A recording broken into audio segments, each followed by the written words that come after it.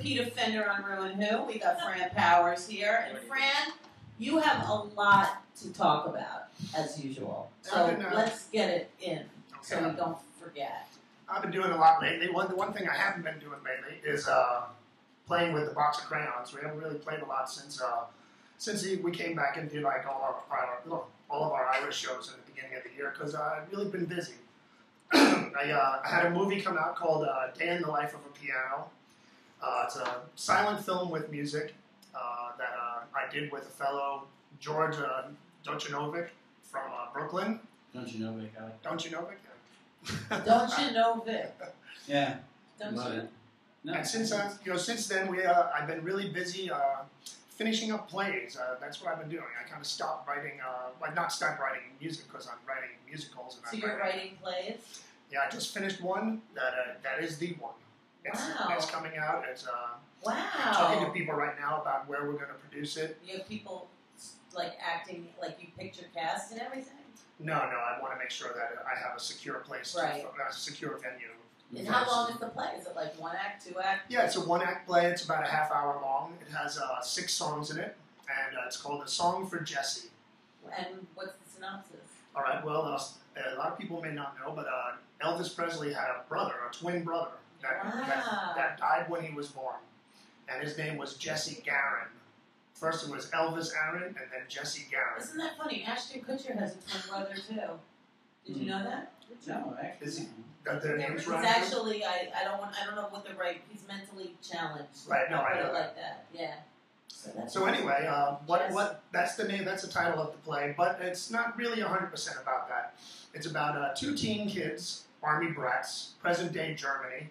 They go upstairs in the attic of their house to make out, and the girl starts. The guy's like, "Oh, come on," and she's like, "Oh, I want to go away." And he's like, "Oh, come on." And she's like, "No, I want to go away." Which one am I? Because I'm really So, I'm not cool at all. I mean, but I'm not that way. Well, it's just a theatrical interpretation. Okay. No, bring one. Talk to me, sweetie. So what happens is they keep pushing and they loosen a panel on the wall. And behind the wall they find Elvis Presley's diary. Wow. From when he was stationed in Germany in 1950. Wow, this sounds great. That's a cool twist. You made this up? Yeah. Like, how did this come to you? Oh, I've been I'm a musician, so I constantly have pieces of paper and pens, or people like Madonna who have the paper and pens on them. Right. Any idea? You write it. There's like a million Post-it notes on a wall somewhere, and you throw a dart, and you're like, dude, I want to do that one today. Oh my dining room table, I just basically cleared it off with a rake and snow shovel. So, all right, so they find each other, and they find the diary. They find the diary, and they start reading it, and they find through the play that Elvis was actually writing songs at the time. And he wasn't playing live a lot because the Colonel didn't want him to play, because he didn't want to ruin his voice. Like break in, but I did talk about Bye Bye Birdie before, and this, absolutely, that's the whole Bye Bye Birdie thing, man. Yes, it was. And it's a total ripoff of the Elvis. Exactly. Except white breaded out with almonds mayonnaise. Okay. So basically, the play is just they go through Elvis's time when he was there, and it was a very tumultuous time for him because he met Priscilla. He, and he was getting out of the army. This is the last place he stayed while he was in the army. This house in Germany. Oh, and wow, so he was like up in an attic or something? Well, I mean, he rented the whole house. He didn't have to stay on the army base. Nobody really did. I mean, unless you were poor and you couldn't live off the base. All I keep thinking of is, that was Holland and Frank up in the attic. Well, I mean, the attic is the attic is not really where he might even do anything. Most of the instruments were downstairs, and he always had a lot of parties in the house. But, he talks in the play about how he needs quiet time, and there's, even though there's people from his family around. Oh, wait, so when they find his diary, then Elvis appears, and Elvis becomes, like, the person in the play? Well, it's not really, but there is an alternative play version called the Shadow Elvis, where there is a person who represents Elvis on the side of the stage while the kids are finding all this and playing the songs. This is all in your half-hour play? Yes. Wait, you're saying, like... There's two stories. There's 2 plays going on simultaneously. Absolutely, that's the whole thing. Is that there's the Elvis's story and then the kid's story. So exactly. Nifty personification hanging out while they're going. You know, and every now and then, like, he has a diary mark where he writes a song. So there's songs about his mother. There's songs about Priscilla. And you wrote these songs. I wrote all the songs. Yeah. So you now are channeling Elvis.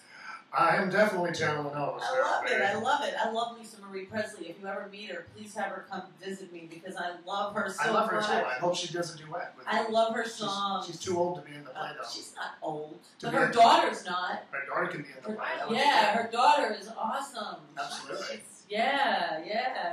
We love Lisa Marie Presley and the children. Yeah. Excellent. Yeah, that's a thought.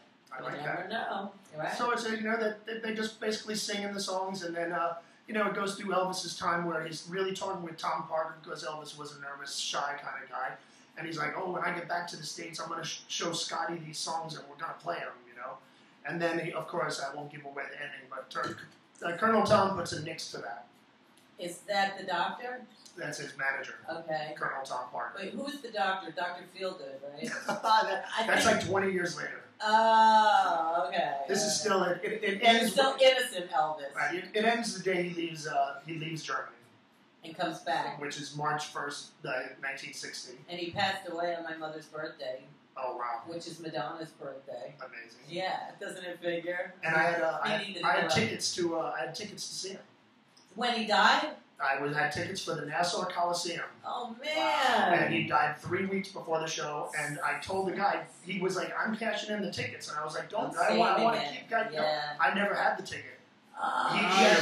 He had bought the block of tickets, and he went back and cashed them in. So you never saw it? I never got my tickets stolen.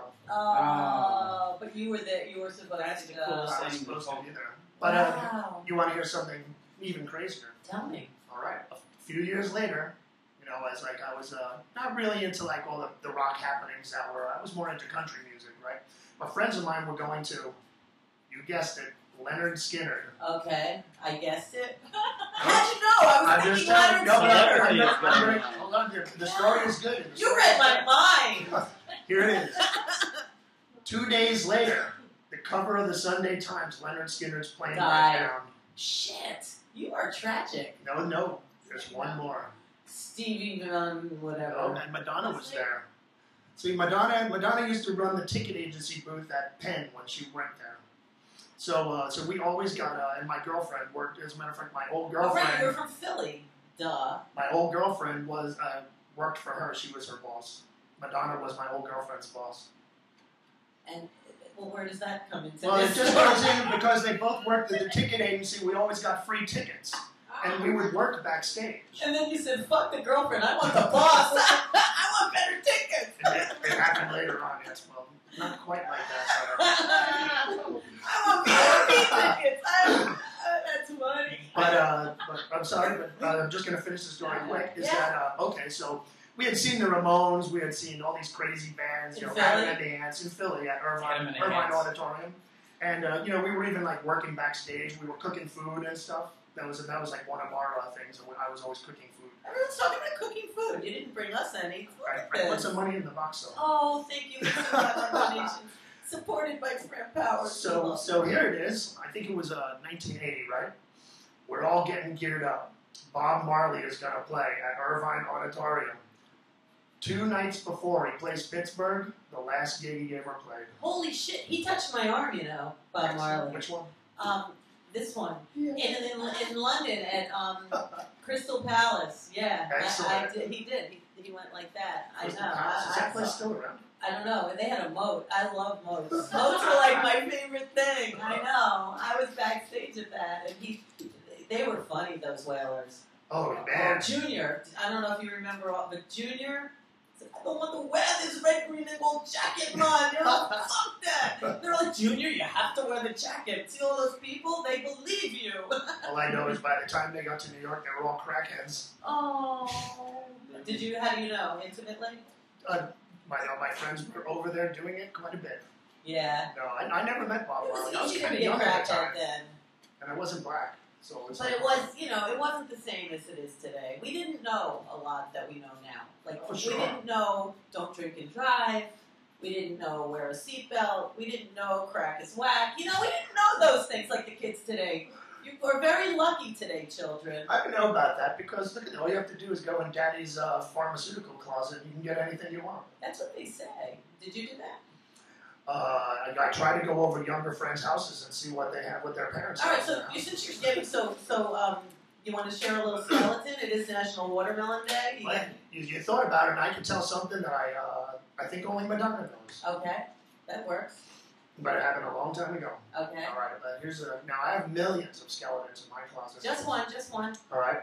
When I was 4 years old, we got a rabbit for Easter, and for some reason I thought, what a cute little rabbit, so I started tossing it in the air. And I did that until that rabbit was flat as a pancake. Oh. And then everybody in my family came in and said, "You're a murderer. You're 4 years old and you're a murderer." Oh. And I was like, "Oh boy." Did you still get candy? It's so It funny. was like basically Easter was over then. Well, he's getting candy now, and you know what's really weird? I keep bringing this up. It's a redundant show, but when I was just in the Hamptons getting this watermelon candy, one night when I was pulling into where I was staying, there was a little bunny rabbit hopping in front of me, and I had to wait because it kept going. Like, it was going back and forth. Yeah, it wouldn't move, and I watched it for so long, so maybe it resurrected. Was it from New York? Because everyone It else was- around here It driving was around so is cute. So, like Fran, website, how do people find you? Obviously, you can find me at either Facebook, Fran Powers, F-R-A-N, like Francis, Powers, like Powers. And also for my band, Box of Crayons, we're at Reverb Nation. And also my old band with Madonna, you can go see some of our old punk stuff. All right, we're going to take a quick break and then come back and hear you play. Modern Clicks is when I knew you. You had long hair. It's time to excite you. Yeah, exactly. We'll be right back.